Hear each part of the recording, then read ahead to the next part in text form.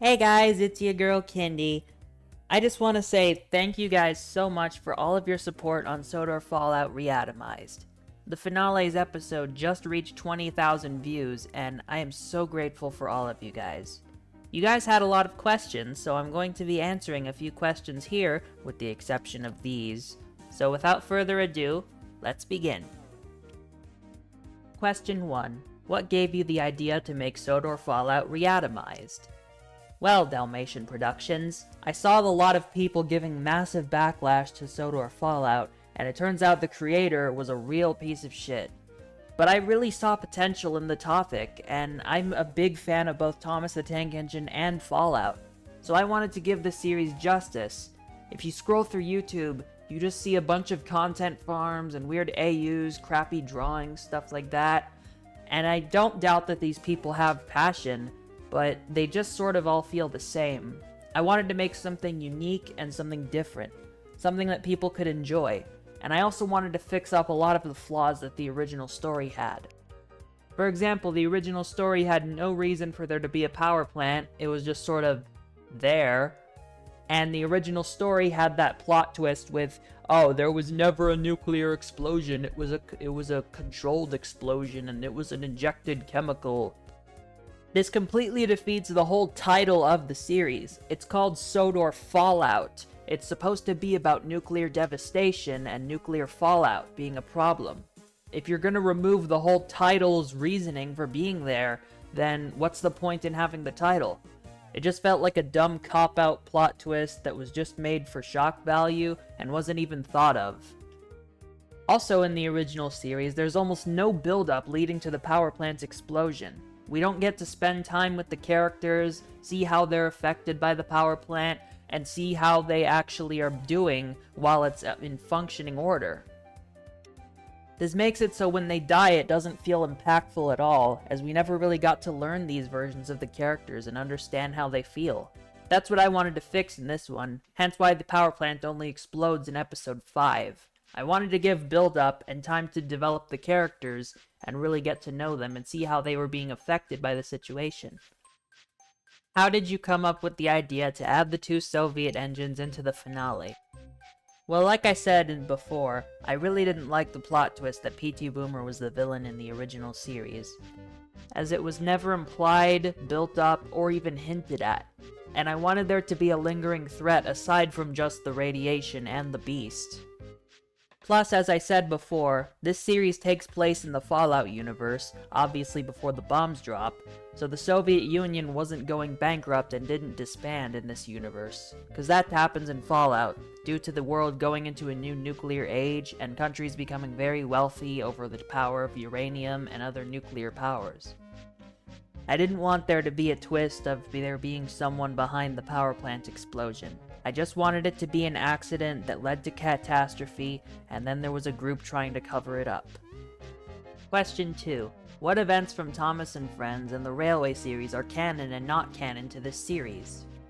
In case you didn't know, Sodor Fallout Re-Atomized takes place within seasons 5 and 6, but it has several elements borrowed from the CGI era, the Railway series, and the TV show. It's impossible to say how many exact things are canon to this, but I could name a few. For example, the Culdifell Railway exists in this series, the Flying Scotsman is in his older design, Spencer is here because he was in the show, Rebecca from the CGI era is also here, and I also borrowed some elements from some other popular fan projects, such as 98462 from the Railway series becoming an engine named Alfred. What mutations were able to be reversed? As seen at the end of the finale, reconstructive surgery was performed on some of the mutated engines, however most of the mutations are permanent. The ones that were able to be reversed are Thomas's third eye on his forehead, they were able to get that removed, but now he only has one eye. And Fireface in Toby's cab was able to be stitched shut so that he can't speak anymore. Of course, there's a few surgical scars here and there, but overall, most of the mutations were irreversible. They were only able to cover them up, instead of actually being able to cure them. Question 3. Why did you kill James instead of Douglas? Douglas's death in the original Sodor Fallout felt out of nowhere and unnecessary, and I wanted James to have a proper character arc throughout the whole series. At the beginning, he was his arrogant, usual self who always admires his own red paint. In the middle of the series, he tried to help out his friends by getting the power plant sabotaged, but that led to everything going to shit. And he helped Thomas to get Gordon back and also fix the mutations on him. So I wanted to give him a proper character arc where he redeemed himself at the end by sacrificing himself to save his friends, as this whole problem was sort of indirectly his fault. Question 4. Will you make a rewrite of a different Thomas-related thing? I don't think so, as off the top of my head I can't think of any sort of Thomas series that was critically panned and absolutely hated by the community other than Sodor Fallout. Shed 17 and Sodor's Dark Times are pretty nicely reviewed, and people tend to like them, so I wouldn't want to change something people already like. Question 5. If you could have saved one engine from their fate, which would you have saved? Definitely Toby. In case you guys didn't know, in the original Sodor Fallout, out of freaking nowhere, Toby kills himself by ramming himself into a crane. This felt extremely unnecessary, only for shock value, and was not characteristic of him at all. That's why in my series, I had him almost attempt to do it, but Thomas stopped him and talked him out of it, because it felt like something Toby wouldn't actually do. And even if he did, he wouldn't actually go through with it, as he would want to live for Henrietta and know that Fireface doesn't define his life. Question 6. Would Lady have been in the series if it didn't end? No, she wouldn't have. I don't consider Thomas and the Magic Railroad canon to this at all. And I ended it on one season on purpose. That was always my intention from the start, as I didn't want to make multiple seasons and drill this thing into the ground. I wanted it to end off on a nice note, and I wanted to move on to other things. Question 8. How would you write Edward if he didn't escape from the blast, besides killing him off? That is a tough question I can't give an exact answer to, but I do know that I didn't want Edward to be the main character in this series. I wanted it to focus on everyone's point of view, as the blast didn't just affect Edward, it affected the whole island and everyone around it.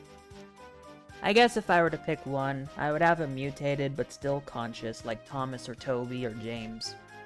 Question 9. Why did you make the decision to have the Beast kill James at the end? As I mentioned earlier, I wanted James's character arc to be well-rounded and come full circle. If James was the same character he was at the beginning, he probably would have escaped on his own and let the Beast kill Thomas, Boko, and Bill. But he had gone through a lot and learned to sympathize with his friends and not be so arrogant of himself, so he sacrificed himself in order to save his friends, thus bringing his character arc full circle. And finally, question 9. If you could have a different character play the role of the Beast instead of Oliver, who would you pick? Personally, I think I might pick Smudger, because he was left behind and left to die, turned into a generator, and then just abandoned on the Mid-Sodor Railway. Well, that's all the questions we have for today. I hope you guys are looking forward to my next Thomas horror series, 28 Days Later on Sodor. I hope you guys enjoyed. Be sure to like, subscribe, let me know what you guys want to see me do next time, and I'll see you guys next time. Goodbye.